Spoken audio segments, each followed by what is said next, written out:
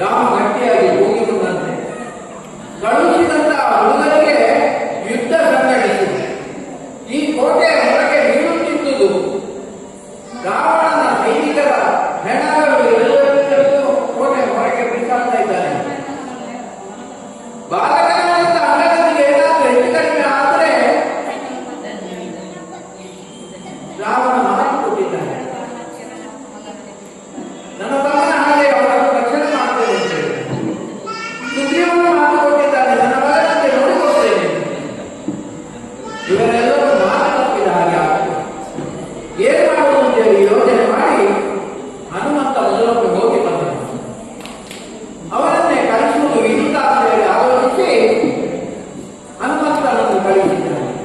ಒಮ್ಮೆ ಹೋಗಿ ಆ ಅಂಗದನನ್ನು ವಾಪಸ್ ಕರೆದುಕೊಂಡು ಬರಬೇಕು, ಅವನನ್ನು ಯುದ್ಧ ಮಾಡುವುದು ಬೇಡ ಅಂತ ಹೇಳಿ ಸೂಚನೆ ಕೊಟ್ಟಿದ್ರು ಕೂಡ ಅವನಾಗಿ ಯುದ್ಧಕ್ಕೆ ಬಂದ್ರೆ ಅಂಗದ ಸುಮ್ಮನೆ ಕೂತ್ಕೊಳ್ಳುವವನಲ್ಲ ಅಂತ.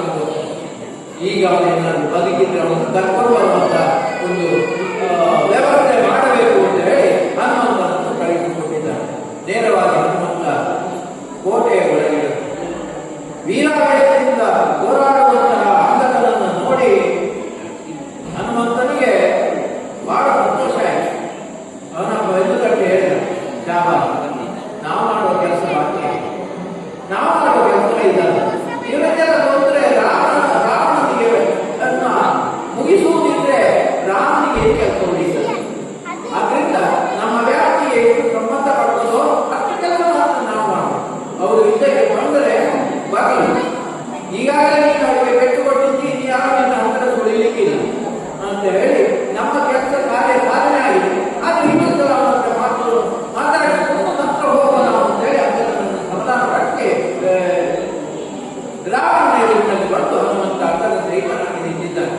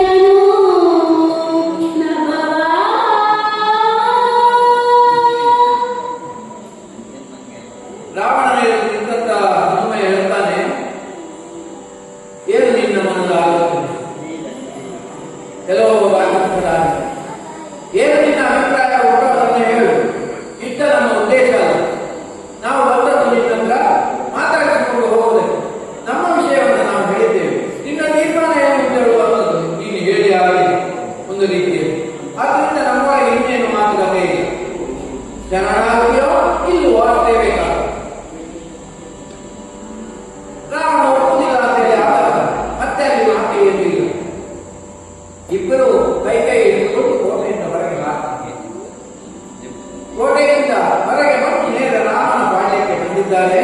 ರಾಮನ ಎದುರು ಕೈ ಮುಗಿದು ಅಲ್ಲಿ ಸಂಗ್ರಹಿಸಿದಂತ ಆಯುಧಗಳನ್ನೆಲ್ಲ ರಾಮನ ಪಾದಗಳಲ್ಲಿಟ್ಟು ರಾಮನಾಮಗಳನ್ನು ಮಾಡಿದ್ದಾನೆ ಅಂತ ಹೋಗಿ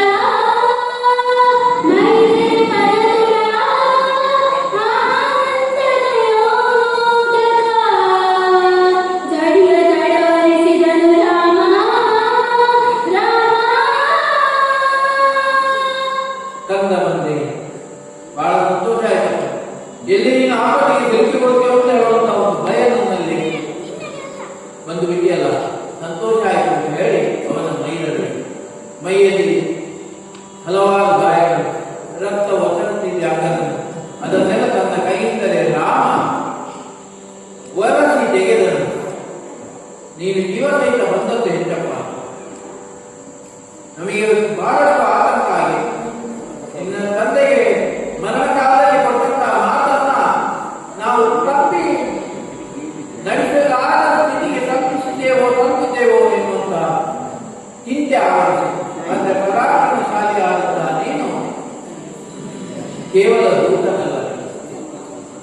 ಸಾಮಾನ್ಯ ದೂತನೇನು ಅಂತ.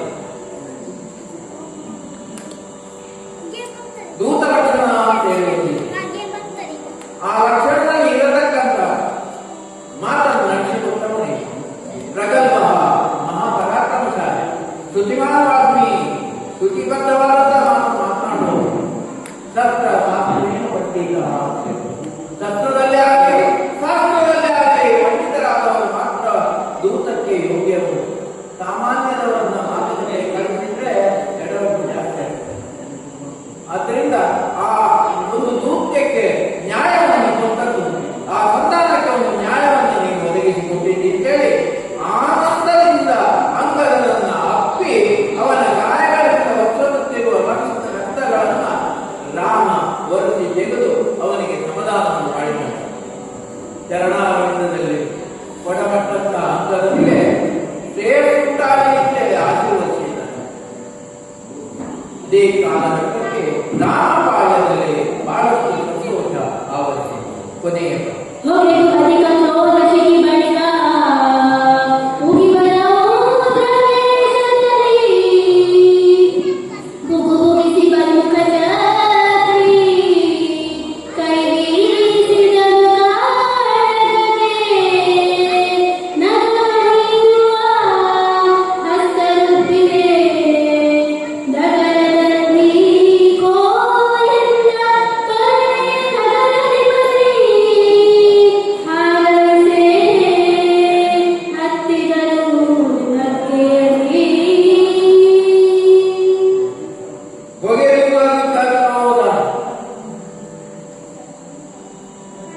ರಾಕ್ಷಸರ ವಿರುದ್ಧವಾಗಿ ಅತ್ಯಂತ ಹೆಚ್ಚು ಕ್ರೋಧವು ರಾಮಪಾಳ್ಯದಲ್ಲಿ ಉಂಟಾಯಿತು. ಎಲ್ಲ ವಾನರ ವೀರರು ಕೇಕೆ ಹಾಕಿ ಯುದ್ಧೋನ್ಮುಖರಾಗಿದ್ದಾರೆ. ಯುದ್ಧದ ಉತ್ಸಾಹದಲ್ಲಿ ಅನುಕರಿಸುವಂತಹ ಸ್ಥಿತಿ ನಿರ್ಮಾಣ ಆಗಿದೆ. ಅಂಗದನ್ನು ಕಂಡು ಬಹಳ ಅನುಭವವೂ ಆಗಿದೆ. ಇನ್ನೇನು ಕೋಟೆಯನ್ನು ಏರುವುದೇ ಅಂತ ಹೇಳುವಂತಹ ತೀರ್ಮಾನಕ್ಕೆ ಬಂದಿದ್ದಾರೆ. ರಾಮಪಾಳ್ಯದಲ್ಲಿ ಯುದ್ಧ ಘೋಷಣೆಯಾಗಿದೆ. ಅಲ್ಲಿಂದ ನಂತರ ರಾಮಪಾಳ್ಯಕ್ಕೂ ರಾವಣನ ಪಾಳ್ಯಕ್ಕೂ ಯುದ್ಧ ಆರಂಭವಾಗುತ್ತದೆ. ಅದರ ಮುಂದಿನ ಹಂತದಲ್ಲಿ ರಾವಣನು ಬಹಳ ಯುದ್ಧಾಕಾಂತನಾಗಿ ಕೆಲವೊಂದು ವಿಚಾರಗಳನ್ನ ಪ್ರಹಸನದಲ್ಲಿ ತಿಳಿಸ್ತಾನೆ. ಹಾಗೆ ರಾವಣ ನಾಳಿನ ಕಥಾಭಾಗದಲ್ಲಿ ರಾವಣ ಏನೆಲ್ಲ ಮಾಡಿಕೊಳ್ತಾನೆ ಅಂತ ಹೇಳುವಂಥದ್ದು ವಿವರಣೆ ಇದೆ. ದೃಶ್ಯಾವ್ಯವಾಗಿ ಒಂದು ಪ್ರಯತ್ನ ಪೂರ್ವಕವಾಗಿ ಶಾಸ್ತ್ರಿಯವರು ಈ ಕಾವ್ಯವನ್ನು ಓದಿದ್ದಾರೆ. ಇದರಲ್ಲಿ ಈ ಕಾವ್ಯ ವಾಚನ ಅಂತ ಹೇಳಿದ್ರೆ ವಾಚನವೇ ಪ್ರಧಾನವಾದದ್ದು, ಅರ್ಥ ಪ್ರಧಾನವಾದದ್ದು. ಎಲ್ಲಾ ಪದ್ಯಗಳನ್ನ ಬಳಸಿಕೊಂಡು ಓದಿದ್ದಾರೆ.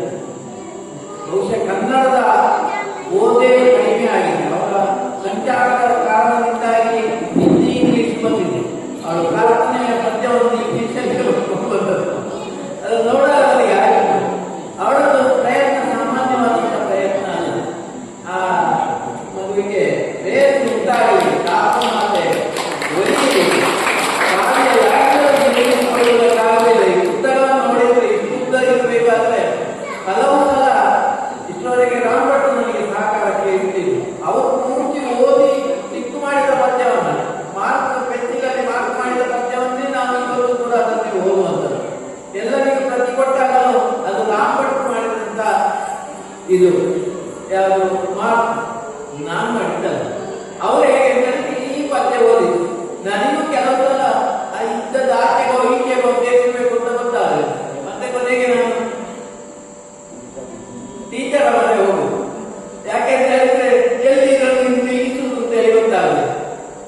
ಹಾಗೆ ನಾನು ಸಣ್ಣ ಪ್ರಾಯದಲ್ಲಿ ಒಳ್ಳೆಯ ಒಂದು ಪ್ರಯತ್ನ ಮಾಡಿದ, ನೀವು ಅದಕ್ಕೆ ಬೆಂಬಲವಾಗಿ ನಿಂತಿದ್ದೀರಿ. ಸಣ್ಣ ಮಕ್ಕಳು ರಾಮಾಯಣ ಓದಬೇಕು, ಈ ಕತೆ ಕೇಳಬೇಕು. ರಾಮಾಯಣ ಮತ್ತು ಮಹಾಭಾರತವು ನಮ್ಮ ಜೀವನದ ವ್ಯವಸ್ಥೆಗೆ ಇರತಕ್ಕದ್ದು. ಯಾರು ರಾಮಾಯಣ ಮಹಾಭಾರತವನ್ನ ಚೆನ್ನಾಗಿ ಪಠನ ಮಾಡ್ತಾರ, ಓದ್ತಾರ, ಅದನ್ನ ತಿಳ್ಕೊಳ್ತಾರ, ಅವರಿಗೆ ಜೀವನದಲ್ಲಿ ಬೇರೆ ಸಮಸ್ಯೆಗಳು ಬದುಕಲು ಸರಿ. ಈ ಎರಡು